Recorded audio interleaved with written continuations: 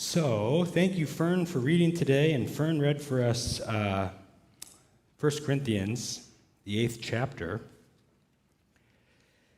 And off the bat, that seems like a really bizarre passage.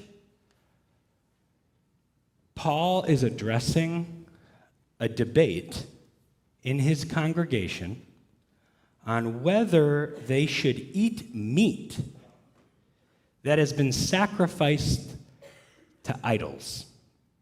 Seemingly not a terribly relevant issue for us today. I mean, Central Market and Aldi and Walmart don't normally carry the meat of animals that have been sacrificed to Greek gods. At least I'm not aware. However, I think we'll find that at the heart of this passage, it is more meaningful to our every single day lives than we might think. One scholar sums up the situation in 1 Corinthians, the 8th chapter, quite nicely, and I quote, "For the community in Corinth, the problem is as follows. Animals were sacrificed during pagan rituals, and the extra meat was sold in markets.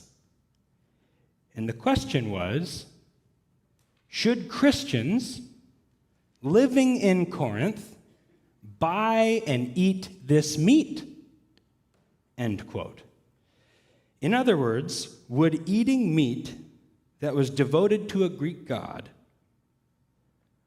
offend or put folks on bad terms with our God? Paul's church was divided on the answer. To be sure, Paul thought that eating such meat was a non-issue for at least a couple reasons. Firstly, and you can see some of his argumentation in the text, in verses 4 through 6, Paul argued that no other gods exist. Therefore, go ahead, eat the meat. Secondly, Paul argued that God's relationship with us is not so fickle and fragile that it depends on us perfectly following such rules. God's love is not so unreliable that it can be threatened by our diet. Paul wrote, in fact, that eating this meat or not eating it, quote, won't bring us closer to God, and it won't make us worse off either. Verse 8. God's love for us does not depend on us following an obstacle course of rules in this life. And that is one of the major lessons here from the passage, so I'm going to repeat it. Paul is effectively telling his congregation that God's love for us does not depend on us following an obstacle course of rules in this life. So, friends, God's love for us is established already through the life, death, and resurrection of Jesus forever. Christ has freed us from worrying about all these trivial rule followings. And many of Paul's members adopted this understanding too. So they were indeed eating the meat without feeling guilty about it. However, eating this meat was disturbing some in the Corinthian congregation who thought it was actually offensive to eat meat that's been sacrificed to other gods. So the community was divided on a theological issue and practice. And Paul knew which side was correct. But he does something interesting. Rather than gang up on those that Paul thought were incorrect, he sought to protect them. Rather than only being concerned with rightness, Paul was ultimately concerned for the well-being of the whole community. And it even says so as much in verse 9. We may be right, about this issue. But we cannot be stumbling blocks to our siblings who don't agree with us. So Paul established that there were those on the correct side of this debate, but their insisting on their being correct appeared to be at the point of threatening the health of the community. And therein lies another crucial lesson of the passage. Sometimes being right isn't the most important thing in Christian life. I'll put it another way. As much as it might seem so, especially in any form of media, it is not the goal of Christianity to conquer whom we think is wrong, especially when it hurts people or the health of community.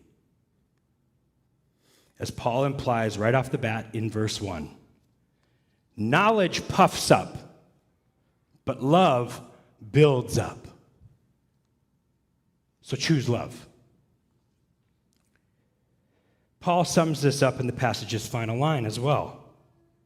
If eating meat is the cause of their falling, I will never eat meat. In other words, sometimes our being right does our neighbor wrong. And Paul is saying, choose the neighbor. Therein lies a lesson of the passage. When faced with the choice, Paul urges that we choose compassion over being correct. If that doesn't yet make sense, perhaps recounting a conversation with one of my mentors could help. So I have heavy critiques of the Apostles' Creed. I'll tell you about them later if you want. For now, just know that I have my critiques. Planning a particular worship service on internship, I wanted to cut out the Apostles' Creed due to said critiques. Some with whom I was planning voiced their disagreement. I knew I was right. In a conversation with my mentor, I told him of the dilemma and was giving him my theological pitch for dropping the creed for this worship. We were talking on the phone, and eventually he said, "Joe, you're right, but it's irrelevant. Be careful. Don't do more harm than good just to prove that you're right." And that right there, I think, is Paul's point to the Corinthians. I can just hear one of his congregation members pleading, "But Paul, you said it yourself. It's okay to eat this meat because there's only one God who forgives and frees us to live beyond innocuous rules." These people don't get it. To which Paul effectively replies, "I agree. You're right, but it's irrelevant. Don't do more harm than good just to prove you're right. Don't be a stumbling block." And Paul would later say to this same community, in this same letter, some of his most famous words. Remember that love is patient.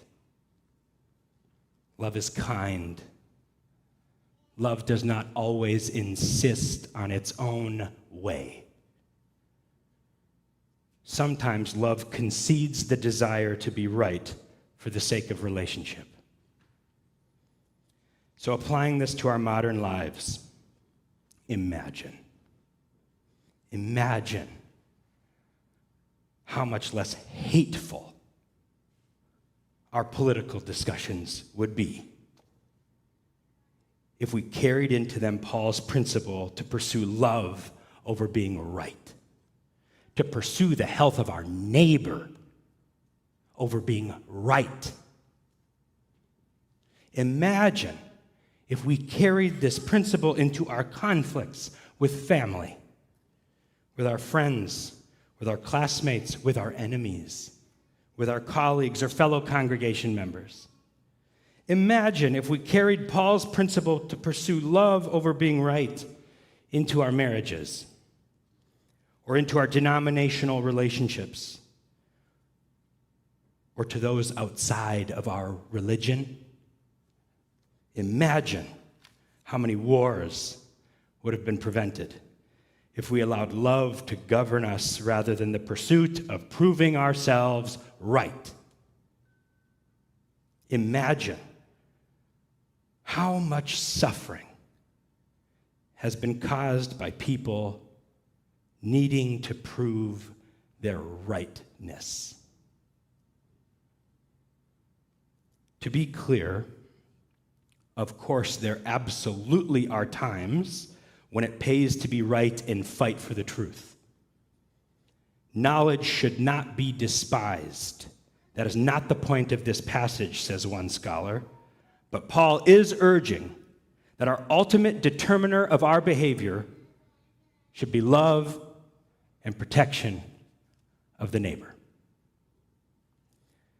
And finally, folks, remember that indeed Christ sets us free from having to prove ourselves right anyway. Remember that our rightness and being correct doesn't save us. The love of Jesus does and already has. So, I will offer you what Paul first offers us and what my mentor offered me. Remember that sometimes you'll be right and it's irrelevant. Amen.